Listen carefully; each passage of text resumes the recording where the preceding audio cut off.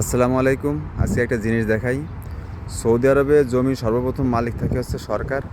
সরকার রাস্তাঘাট, পানির লাইন, বিদ্যুতের লাইন, ইন্টারনেটের লাইন এবং ড্রেনেজ ব্যবস্থা এগুলো করার পরে এগুলো বিক্রি করে জনগণের কাছে। যদি কোনো প্রয়োজনে জনগণের কাছ থেকে সেই জমিটা আবার কিনতে হয়, চড়া দামে সরকার কিনে নেয়।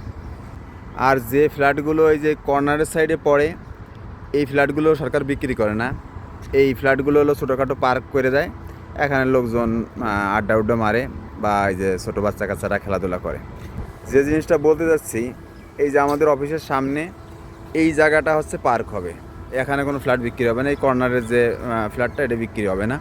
তো এই যে আশেপাশে যত কনস্ট্রাকশনের কাজ করছে যারা, সবাই এনে এখানে যে কংক্রিট, পাথর টাথর এগুলো ফেলাইছে।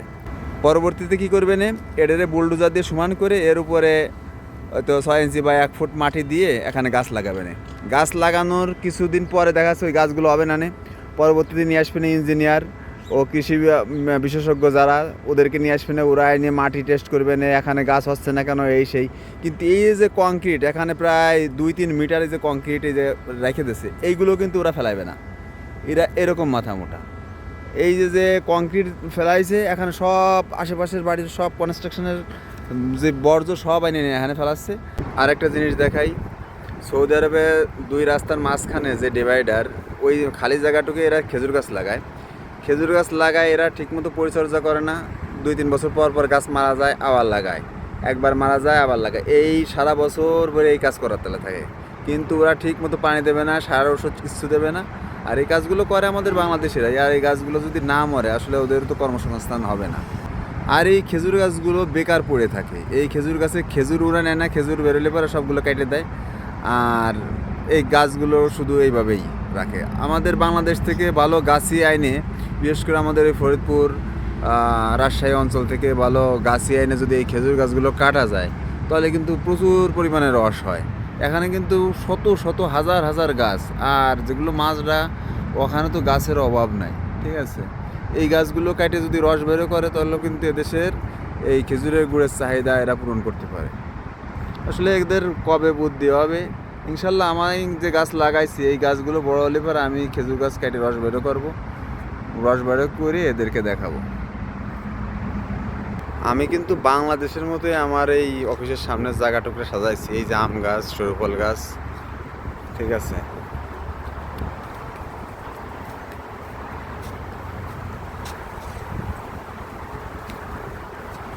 এই যে আমার নিজেতে লাগানো আম গাছ অনেক বড় হয়ে গেছে, এবার ইনশাল্লাহ ধরবে। এই যে এখান থেকে লেবু গাছ, জামরুল গাছ, এই যে আমার পেঁপে বাগান, প্রচুর পরিমাণে পেঁপে গাছ লাগাইছি। এই পেঁপে গাছে যদি পেঁপে ধরা শুরু হয়, ইনশাল্লাহ আশেপাশে সবাই খাইতে পারবে। আর এইটা হচ্ছে বাংলাদেশ থেকে কাঁঠাল এনে সেই কাঁঠালের বীজ লাগাইছিলাম, একটা কাঁঠাল গাছ হয়ে গেছে ইনশাল্লাহ। আশেপাশে তো আমার দেখা পড়ে না যে সৌদি আরবে কোথাও কাঁঠাল গাছ আছে, কিন্তু আমি এই গাছটাকে বড় করছি। এছাড়া যে জামরুল গাছ, তিন গাছ, লেবু গাছ, আর এসবই যে আম গাছ।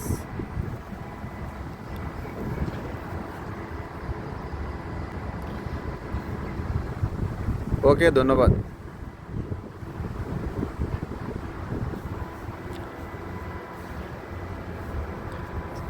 এছাড়া ওই যে তিন গাছ, লেবু গাছ, জামরুল গাছ আর আম গাছের তো অভাব নাই আমার এখানে।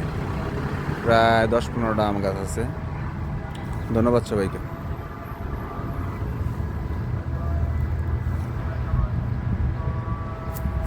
এছাড়া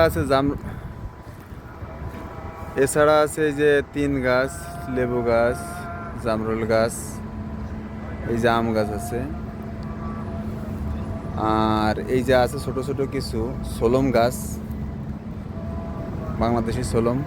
আর আম গাছ আছে প্রায় 15-16টার মতো আমার এখানে। ধরা শুরু হলে তো ইনশাল্লাহ আশেপাশের মানুষ খাইয়ে শেষ করতে পারবে না। ধন্যবাদ সবাইকে।